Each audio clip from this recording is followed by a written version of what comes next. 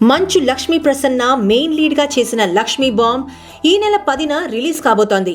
ఈ సందర్భంగా ప్రమోషన్స్ లో పాల్గొంటూ సినిమాకి సంబంధించిన పలు ఇంట్రెస్టింగ్ విషయాలు. లక్ష్మీ బాంబ్ అనే టైటిల్ వినగానే ఒళ్ళు మండిపోయింది. డైరెక్టర్ ని నోటికొచ్చినట్టు తిట్టేశాను. ఇదేం టైటిల్, నా పేరు కలిసేలా లక్ష్మీ బాంబ్ ఏంటి, దరిద్రంగా ఉంది అన్నాను.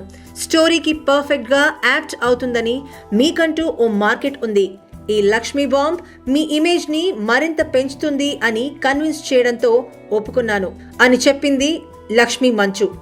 ఏంటే నువ్వు రత్తాల కోళ్ళవా? అవునండి. నీకు పెళ్ళి ఎప్పుడైందే? ఇంకా అవ్వలేదండి. ఏంటి కొత్త కోకలు? అబ్బో చాలా ఉందే.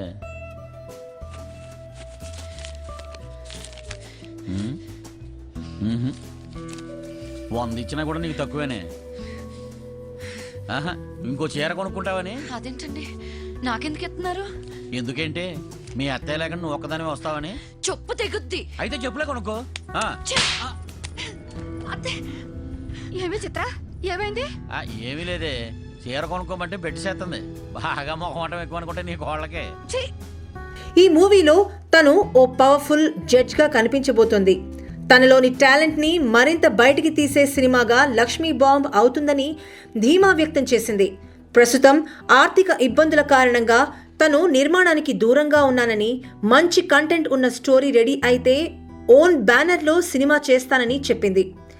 లక్ష్మీ బాంబ్ తనకి మంచి పేరు తెచ్చిపెడుతుందని లక్ష్మి చెప్పింది.